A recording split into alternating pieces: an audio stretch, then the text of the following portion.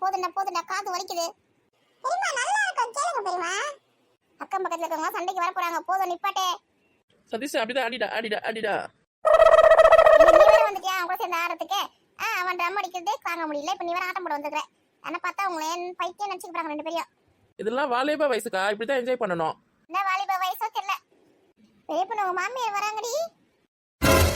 எங்கக்கா யாரையுமே காணோம்? சும்மா சொன்னேன்டி. லூசு மாதிரி போடாதக்கா, நீ வேற நல்லா ஆடி இருந்த கெடுத்து விட்டுட்டியா? ஏனி நானே இவனை எப்படி வீடு கூட்டின்னு போறதுன்னு தெரியாம அவசரப்பட்டு கிடக்குறேன்.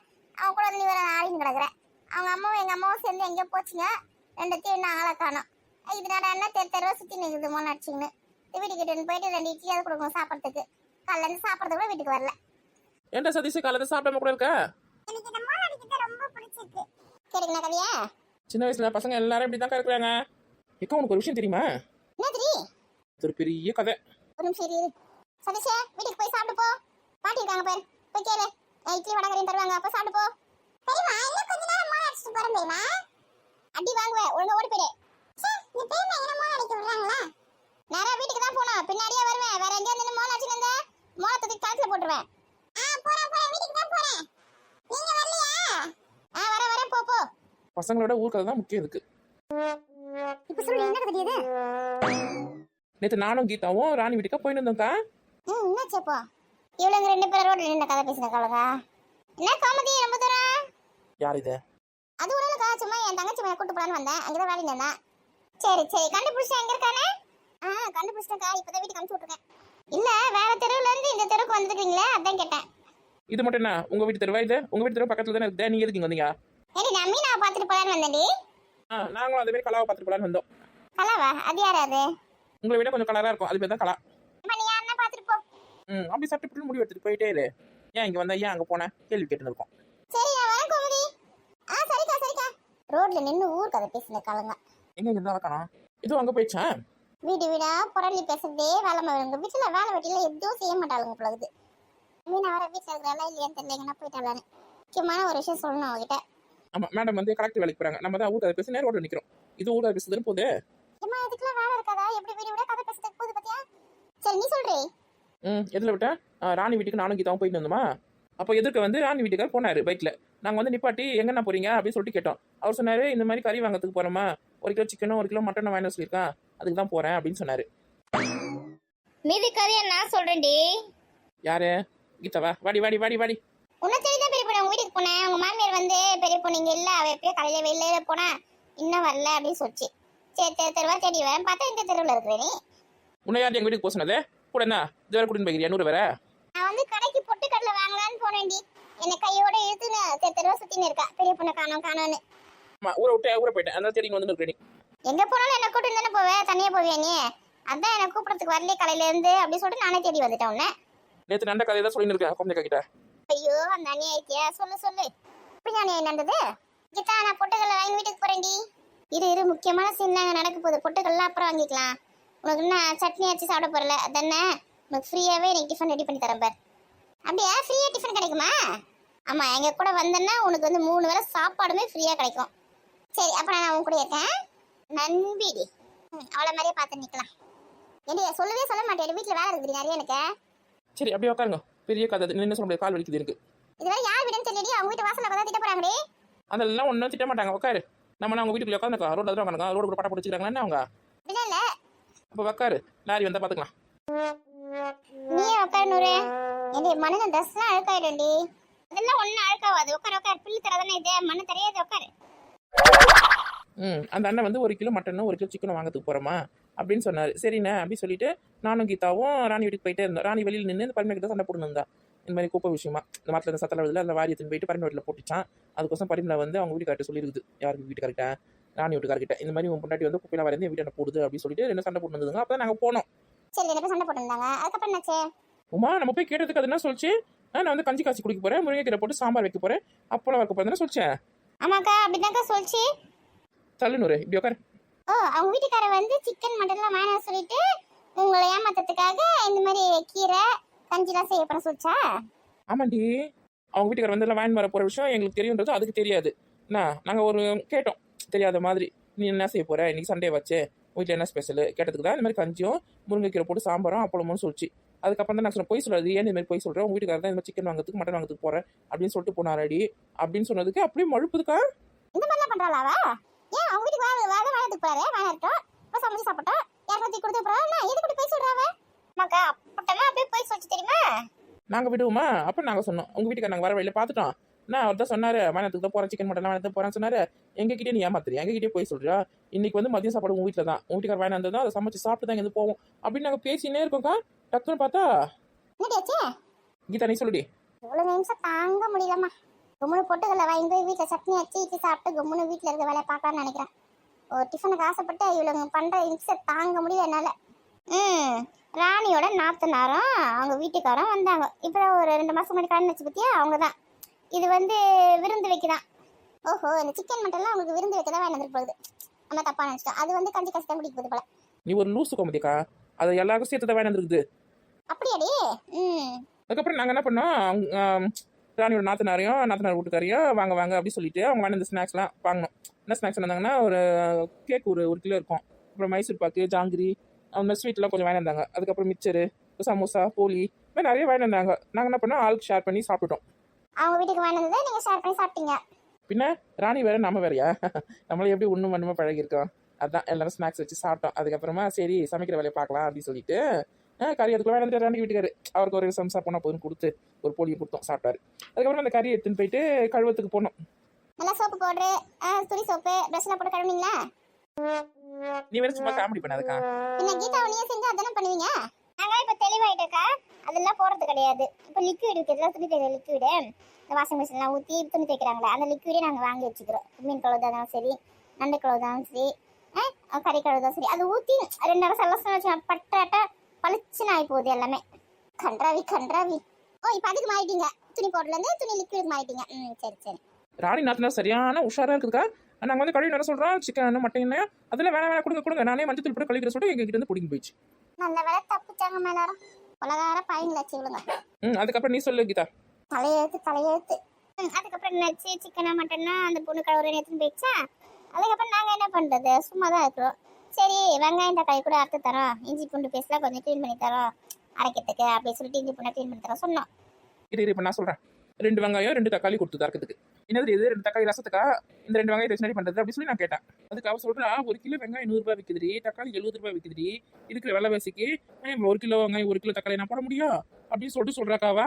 நம்மளாம் சமைக்கும் போது கூடக்கூடியா கூட வெங்காயம் கூட தக்காளி எடுத்து வந்து கொடுப்பியா, நாங்கள் கூட அத்து தருவோமே. அவன் என்னடானா 2 வெங்காயம் 2 தக்காளி தரேன். 1 கிலோ மட்டனுக்கு 1 கிலோ சிக்கனுக்கு 2 வெங்காயம் 2 தக்காளி.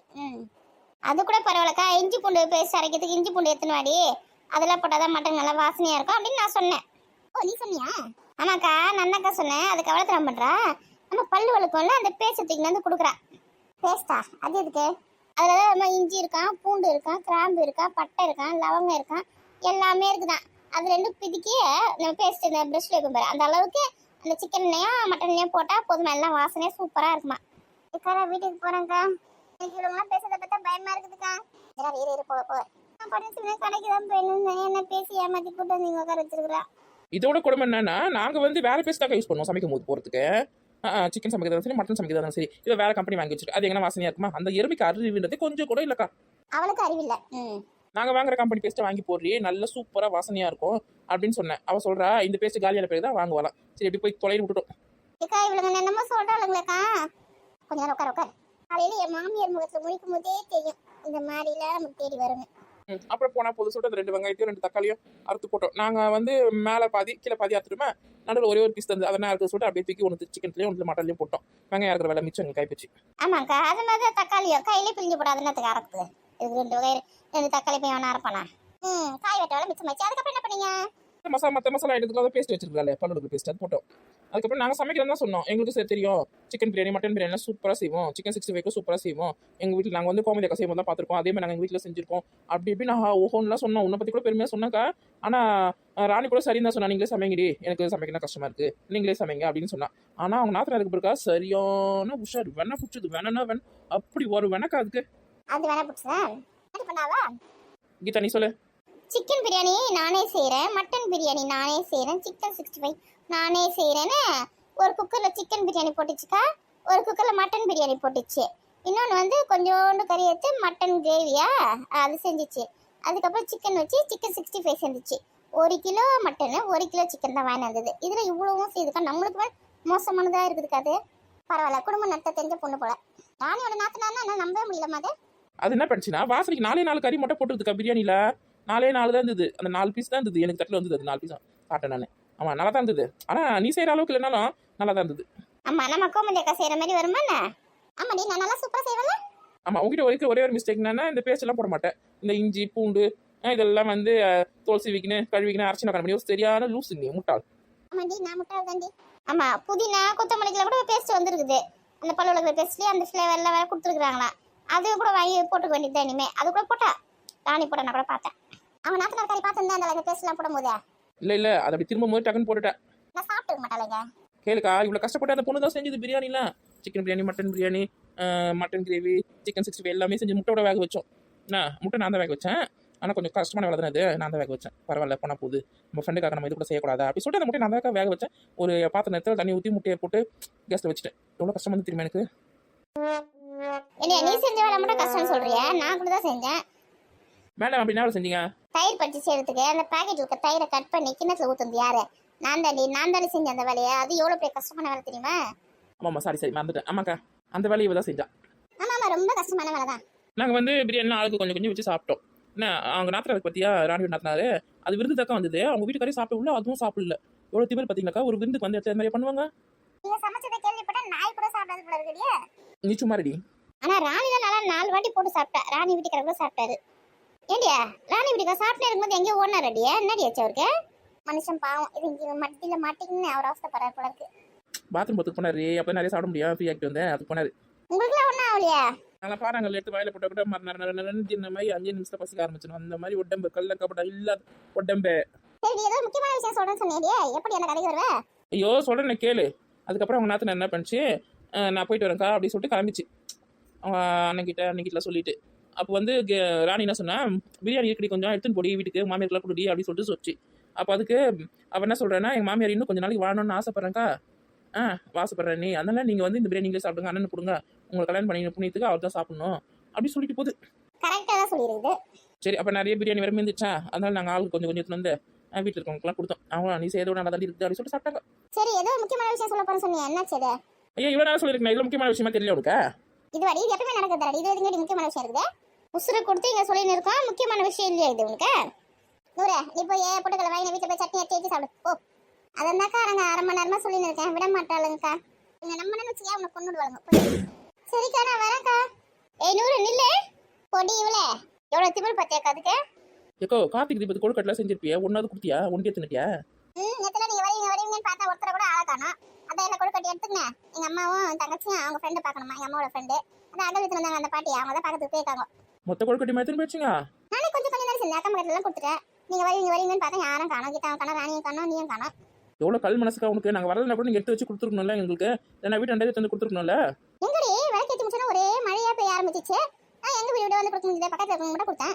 2 எட்டு எடுத்து வச்சிருந்தா தெரு மனையில் தானே எங்கள் வீடு இருக்கு, வந்து கொடுத்துருக்கலாம்ல. ஏன் இந்த மாதிரி வர வந்து பண்ணுறது தெரியலையா? ஏக்கா 2 தானேக்கா, கொடுக்க கூடாதாக்கா? சரி செஞ்சுடி, 2 நாள் கழிச்சு செய்வேன், அப்போ உங்களுக்கு செஞ்சு தரேன்னா. இப்பயே தரல, 2 நாள் கழிச்சு நீ எங்கே செய்ய போகிறேன், எங்கே கொடுக்குறேன். ஏன் கீதா நம்மளே கொழுக்கட்டை செஞ்சுக்கலாம் மாட்டி நிற்க? செஞ்சுக்காண்டி. நம்ம எதுக்கு மற்றவங்களாம் எதிர்பார்க்கணும், மற்றவங்க தயவுல ஏன் நமக்கு செய்ய தெரியாதானே? கோலமா ஒரு மூட்டை எங்கள் மாமியார் வாங்கி வச்சிருக்குது. என்ன அதுலேருந்து எத்தனை நாளைக்கு வேணுமோ வச்சு வள்ளி போட்டுக்கலாம். ஒரு 1/2 கிலோ போட்டுக்கலாமா? ஐயோ, கோலமாவை கொழுக்கட்டை செய்ய போறீங்க? ஆமாம், அந்த காலத்தில் அரிசி மாவு குழம்பு போட்டுருந்தாங்க. இப்போ அரிசி மாவுக்கு பதில் எல்லாரும் கோலமாவு தான் குழம்பு போடுறாங்க. அரிசி மாவு கொழுக்கட்டை செய்யறதுக்கு பதில் இப்போ ரெடிமேடாக கோலமாவே இருக்குது, அதை எடுத்து போட்டுக்க வேண்டியதான், கொழுக்கட்டை செய்ய வேண்டியதான். வாய் வயெல்லாம் வெந்து போகுது, அதெல்லாம் சுண்ணாம்பு கல், அதெல்லாம் செய்யக்கூடாது. அரிசி மாவு அரிசி ஊற வச்சு அரைச்சி செய்யுங்க. அதுக்கெல்லாம் எனக்கு டைம் இல்லைக்கா.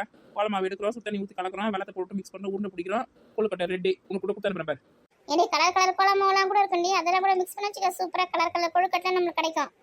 என் அசிஸ்டன்ட் கரெக்டாக சொல்லி பாருங்க. என்ன கலர் வேணும் சொல்லிடுங்க. ரெட் கலர் வேணுமா, கிரீன் கலர் வேணுமா, இல்லை எல்லோ கலர் வேணுமா, என்ன கலர் கொழுக்கட்டை வேணும் சொல்லுங்க, நாங்கள் எல்லா கலர்லையும் செய்ய போகிறோம். அம்மா தாய், எனக்கு கொழுக்கட்டை வேணா, ஒன்றும் வேணாம், ஆளை விடுங்கம்மா. ஏன்னா நம்ம நேற்று ராணி வீட்டிலேருந்து வரும்போது முன்னாள் மழை பெஞ்ச அந்த தண்ணி அப்படியே சேர சகதியமாக இருந்ததுல, அது பார்க்கறதுக்கு குலாப் ஜாம் மிக்ஸ் மாதிரி இருந்தது. அதில் வேணும் நம்ம குலாப் ஜாம் செஞ்சு பார்க்கலாமா? ஆமாம், நல்லா பக்குவமாக இருந்துச்சுன்னா எடுத்து உருண்டை போட்டு இலையில போட்டு பொரிச்சு சக்கரை ஜீரகம் போட்டு வச்சுக்கேன், சூப்பராக குலாப் ஜாம் ரெடி ஆகிடும். ஐயோ, மண்ணில் குலாப் ஜாம், கடவுளே காப்பாத்துப்பா. ஏன் அப்படி சொல்கிற? ஏன் செய்யக்கூடாது அதில்? என்னை பொம்பளைங்களாடி நீங்கள்?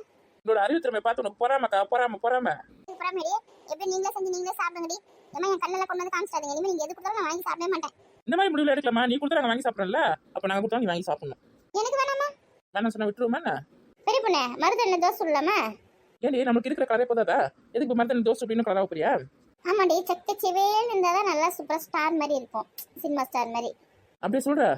அப்போ வேணா அரைச்சி தோசை சுட்டு பார்க்கலாம். இல்லை புரிஞ்சு கூட செய்யறேன். நீ மரத்தனில நான் சூப்பராக தான் இருக்கும்னு நினைக்கிறேன். ஏண்டி அப்படி எப்படி செஞ்சு தொலை போறீங்கடி? எது செஞ்சாலும் குத்த போல சொல்லாதுக்கா. அதெல்லாம் மூலிகை, புரியுதா? அதெல்லாம் சமைச்சு சாப்பிட்டா உடம்பு ரொம்ப நல்லது. நல்லா சக்கச்ச வேலை கையில் வச்சால கையில் எவ்வளோ சவந்து போகுது. அது சரி, அது போகிறதுக்கு 3 மாதம் கிட்ட ஆகுது. இதில் நம்ம சாப்பிட்டோம் எவ்வளோ சக்கச்ச வேலை ஆகும் தெரியுமா? அதெல்லாம் உனக்கு தெரிய மாட்டேது. இது நல்லா படிச்சிருக்கணும்னு சொல்றது. ஏண்டி அதெல்லாம் பாயசம்டி, பாயசம் போய் சேர்ந்துருவீங்கடி, செத்துருவீங்கடி. வசந்தி அதெல்லாம் சாப்பிடக்கூடாதுடி. எது விஷமா? ஆமாண்டி. ஐயோ விஷமா? வேணவே வேணாமா?